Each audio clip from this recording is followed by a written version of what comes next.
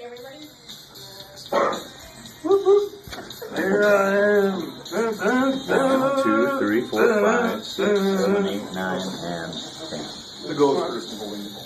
All right. You're recording? Okay. We are recording. It can happen to anyone. It can happen to me, to you, and even our children. Technology and the internet has made it much easier for our identities to be stolen. I am here today to talk to you about how identity thieves get your information, how to protect yourself from it, and what to do if it happens to you. Everyone has an identity, the things that make you, you. And when someone takes that from you, it can be devastating. You can have a great credit score go bad, you can end up with debt that you didn't acquire, and you will spend countless hours trying to reverse this nightmare that you certainly did not ask for.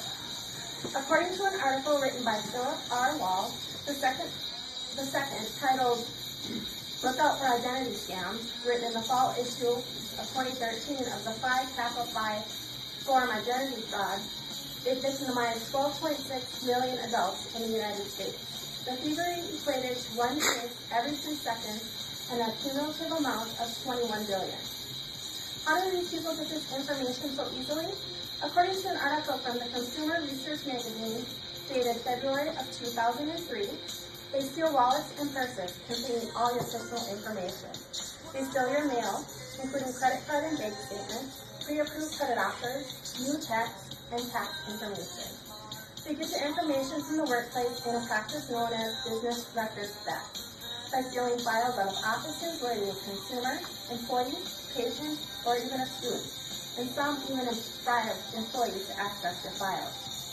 They complete a change of address form to divert your mail to another location. They fraudulently obtain your credit report by posing as a landlord, employer, or someone else who may have legitimate needs for and legal right to your information. Lastly, they will rummage through your trash or the trash of businesses for personal data. This practice is known as dumpster diving. How can we as consumers protect ourselves from this horrible crime? In an article titled How Can You Protect Yourself, written by Megan Johnston in Money Magazine of December of 2004, she provides some suggestions on how to protect your identity. Never use your mother's maiden name. Do not carry your social security card with you. Watch your mail. If your bills do not arrive at the same time every month, consider the fact that someone could be tampering with your mail.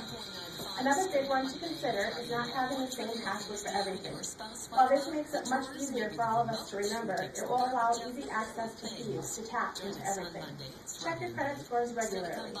Those can be checked at such websites as Equifax, Experian, and TransUnion. Or you can get a free credit report once a year at freecreditreport.com. What can we do if we are a victim of this crime? In the article titled Wording Identity Theft, written by Matthew Sorrell in the PC Magazine of November of 2008, he says you need to report a fraud alert. Contact a credit reporting company such as Experian, Equifax, or TransUnion. This puts a flag on you in case anyone opens any new accounts or changes any information on your account. Call all your credit card companies and let your bank know you need to speak with someone in the fraud security department. Report the crime to local authorities. Identity thefts have been a federal offense since 1998. Keep and file all documents and written notes of conversations regarding your identity theft.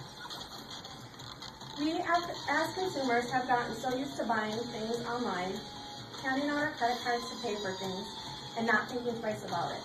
If you don't want to be a victim of this crime, then you need to pay close attention to your credit report. Keep your personal information personal, and make sure you don't have the same password for every account. We are responsible for our own identity, and if we don't protect it, someone else will take it.